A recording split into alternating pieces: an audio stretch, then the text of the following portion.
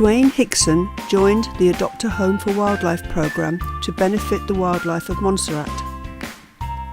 He discusses plans with Nicholas Tirard, Montserrat National Trust, and with Mike Piankowski, UK Overseas Territories Conservation. Interviewer and Chairman of UKOTCF, Dr. Mike Piankowski, has helped Montserrat for over 20 years. He has been a senior shorebird researcher for even longer. I was really impressed because when I was here in November, and you've got this dugout here. Oh, the bird, yeah.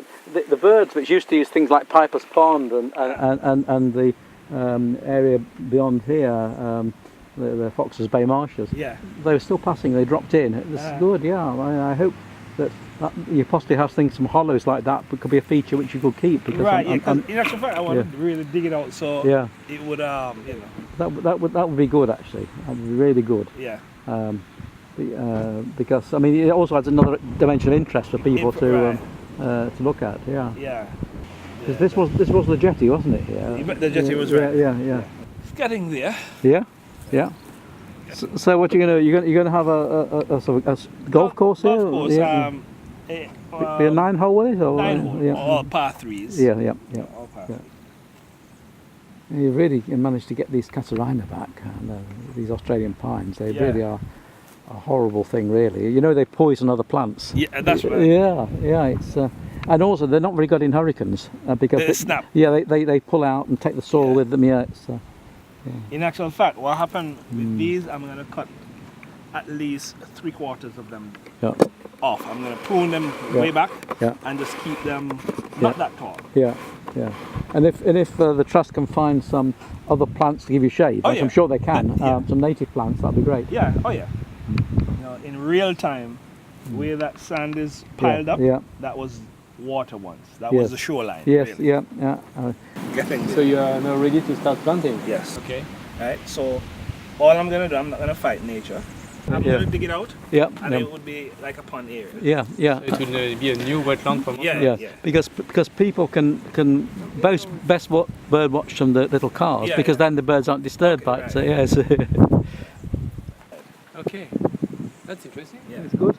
So basically we have a new bird area. We do indeed, and so you are basically repairing the crazy damage done up at Piper's Pond.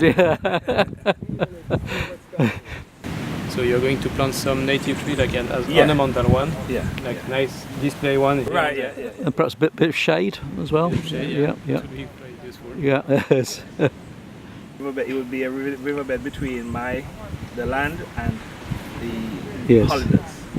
Yeah. That would be the riverbed. And I think for the sort of birds you're going to attract, that will work too, because most of the shorebirds don't like trees too near them, because they're predators sit in the trees, so that will work quite well. Yeah. I was wondering about the palm trees because I know for beach bar area it's always nice to have some palm trees. Yeah. And we have 2 native palms that are endangered at Montserrat. That will be nice to plant. It's a very can-do approach, That would be maybe close to the cliff, would be more suited to put some topsoil and then build with rock or something, so a way to retain it. Yeah. And what I like too is that you decided to install everything a bit away from the beach. Yeah. So you don't have any impact on the turtles. No. And then the beach is still nice because nobody is driving on it. Yeah. No. So. Well, thank you very much for describing it. I mean, this is really an exciting project, and we look forward to sort of following through as it comes on.